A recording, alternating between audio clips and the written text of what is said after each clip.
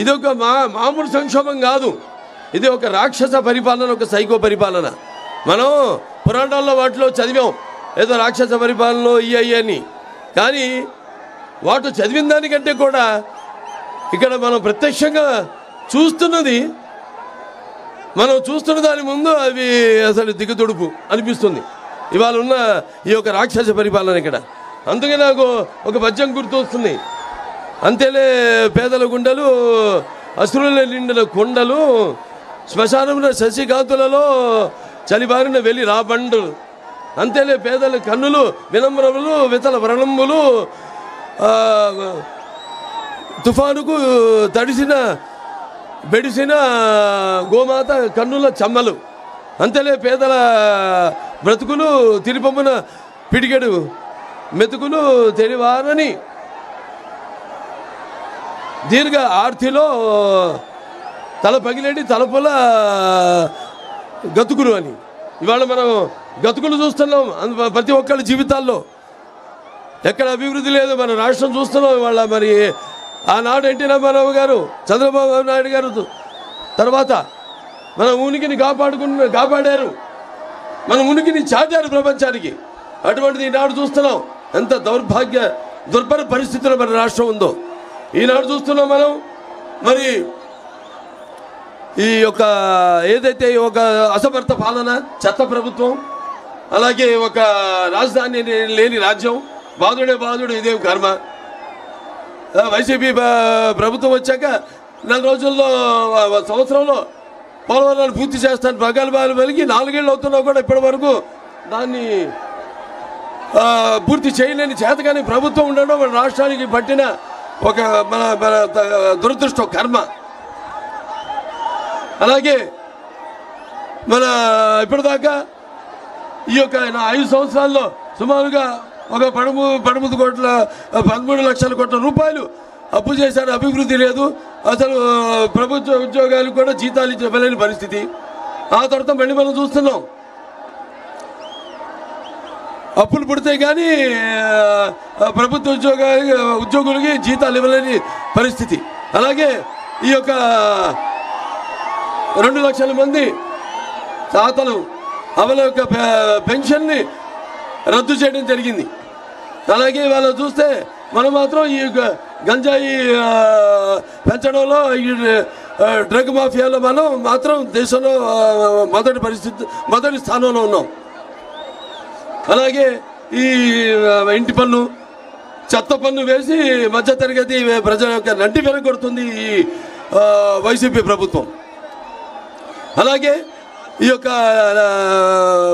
YCP నాయకులు land mafia, ఈ యొక్క శాండ్ మాఫియాతో కొన్ని వేల కోట్ల ప్రజాధనాన్ని దోచుకుంటున్నారు. అలాగే ఈ యొక్క 5 కోట్ల ఆంధ్రుల కళల రాజధాని అయిన మన అమరావతిని అసలు పట్టించుకునే స్థితిలో లేరు. అలాగే ఈ యొక్క ఏదైతే ఈ వైజాగ్ స్టీల్ ప్లాంట్ తీసుకురాలేదు, దాంతో ప్రత్యేక హోదా లేదు, దాని తర్వాత అసలు ఈ కేంద్రం నుంచి నిధులు రాబట్టుకోలేని పరిస్థితుల్లో ఉంది ఈ ప్రభుత్వం. అలాగే ఎవరైతే భూములు ఇచ్చారో రాజధానికి వాళ్ళపై మరి ప్రభుత్వ విధానాలను ప్రశ్నిస్తే అక్రమ కేసులు పెట్టడం, వాళ్ళని భయాందోళనలకు గురి చేయడం ఈ జగన్మోహన్ రెడ్డి ప్రభుత్వానికి అలవాటు అయిపోయింది. అలాగే ఎవరైతే ఈ రాజధానికి భూములు ఇచ్చారో వాళ్ళు ఏదో ఉద్యమం చేస్తే వాళ్ళ మీద కేసులు పెట్టడం, అలాగే వాళ్ళు చట్టపరంగా ముందుకెళ్తే వాళ్ళకి అడ్డంకులు సృష్టించడం, అలాగే వాళ్ళ ఒక పైశాచిక ఆనందాన్ని పొందుతుంది ఈ వైకాపా ప్రభుత్వం. మరి ఈరోజు జగన్మోహన్ రెడ్డి విషయానికి వస్తే అతను బయటే కాదు ఇంట్లో కూడా విషయాల జోలికి వస్తే మరి మనం ఒకసారి గతం మనం గుర్తు చేసుకోవాలి. మన తెలుగుదేశం పార్టీని గుర్తు చేసుకోవాలి. ముందు అసలు ఈ పసుపు రంగు ప్రాశస్తాన్ని మనం గుర్తు తెచ్చుకోవాలి. పసుపు శుభ సంకల్పం, పసుపు ఆనందాల వేడుకకు ఆహ్వాన గీతం, పసుపు ఆరోగ్యానికి గొప్ప ఆయుర్వేద ఔషధం, మన పసుపు సంక్షేమానికి నిర్వచనం, మన పసుపు అభివృద్ధికి నిదర్శనం, మన పసుపు ఆత్మ గౌరవానికి ఎగరేస్తే కేతనం, మన పసుపు ఆత్మాభిమానానికి నిలువెత్తు రూపం, మన పసుపు ఆత్మవిశ్వాసానికి నిజమైన సంతకం. మన ప్రభుత్వం రాయలసీమను రాయలసీమగా చేస్తే ఈ ప్రభుత్వం రాయలసీమను నెత్తుటి గాయలసీమ చేసింది. మన ప్రభుత్వం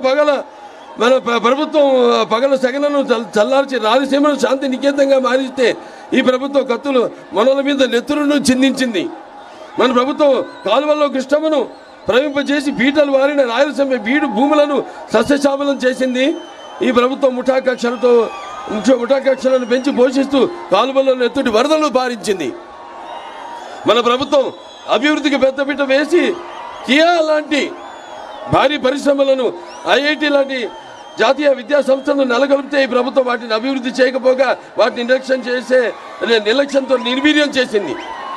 సిద్ధం అన్నాడు జగన్. దేనికి సిద్ధం? బాబాయిని చంపేసి తల్లిని చెల్లిని గెంటేసి బాబాయిని చంపిన నిందితులను కాపాడుతూ చెల్లికి ద్రోహం చేశావు. వారికి సమాధానం చెప్పడానికి సిద్ధమా? ప్రతి ఏటా జాబ్ క్యాలెండర్ ఇస్తానని నమ్మి బలికి కొత్తవి రాకపోగా ఉన్న పరిశ్రమలను వెళ్ళగొట్టి గంజాయికి బానిసలు చేసిన యువతకు సమాధానం చెప్పడానికి సిద్ధమా? అధికారంలోకి వచ్చిన వారం రోజుల్లో సిపిఎస్ రద్దు చేస్తామని హామీ ఇచ్చిన ఉద్యోగులకు సమాధానం చెప్పడానికి సిద్ధమా? రాష్ట్రానికి రాజధాని లేకుండా 3 రాజధానుల పేరుతో అమరావతి రైతుల త్యాగాన్ని అవహేళన చేసి నువ్వు రైతులకు ప్రజలకు సమాధానం చెప్పడానికి సిద్ధమా? నా ఎస్సీ, నా బీసీ, నా మైనారిటీ అని చెప్పుకు తిరిగే నువ్వు దళితులను చంపి డోర్ డెలివరీ చేసిన వారిని కాపాడుతూ ఒక ఫ్యామిలీ రైలు కింద పడి ఆత్మహత్య చేసుకున్న కుటుంబానికి సమాధానం చెప్పడానికి సిద్ధమా?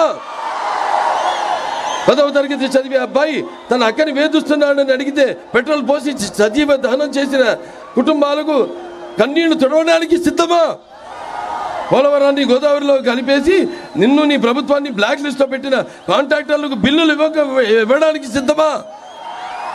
వ్యవసాయ శాఖను మూసేసి రైతుల అప్పులలో ఆత్మహత్యల్లో దేశంలో ప్రథమ స్థానంలో నిలిపిన నువ్వు రైతులకు న్యాయం చేయడానికి సిద్ధమా?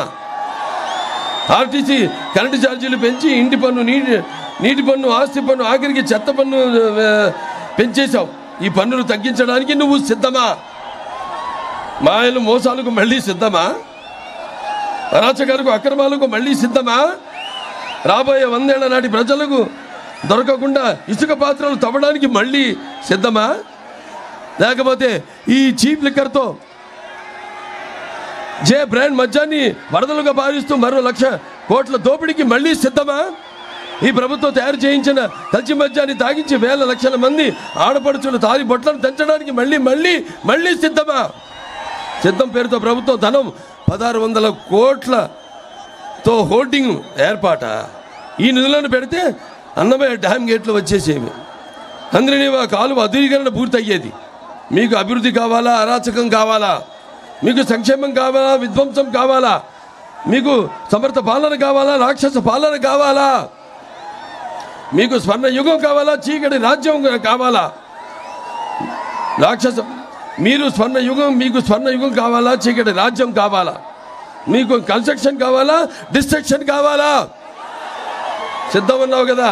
ధర్మ యుద్ధానికి మేము సంసిద్ధం. అవునా? రాష్ట్ర అభివృద్ధిని నిలువెత్తి గోతులు పూడ్చి 100 ఏళ్లు వెనక నడిపించిన నీ పాలనకు చరమ గీత పాడుతూ సమరసింహ శంఖారావానికి ఉరకలెత్తిన ఉత్సాహంతో ఓటు అనే వజ్రాయుధంతో నీ రాక్షస పాలనను అంతమొందించడానికి మేము సంసిద్ధం. అవునా? నిన్ను నీ వైసీపీని పాతాళంలోకి తొక్కేయడానికి ప్రజలు, తెలుగుదేశం, జనసేన తమ్ముళ్ళు సిద్ధం.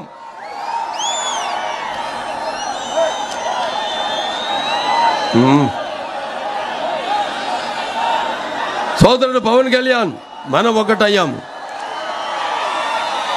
మాట కలిసింది, మనసు కలిసింది, పదం కలిసింది, భుజం కలిసింది.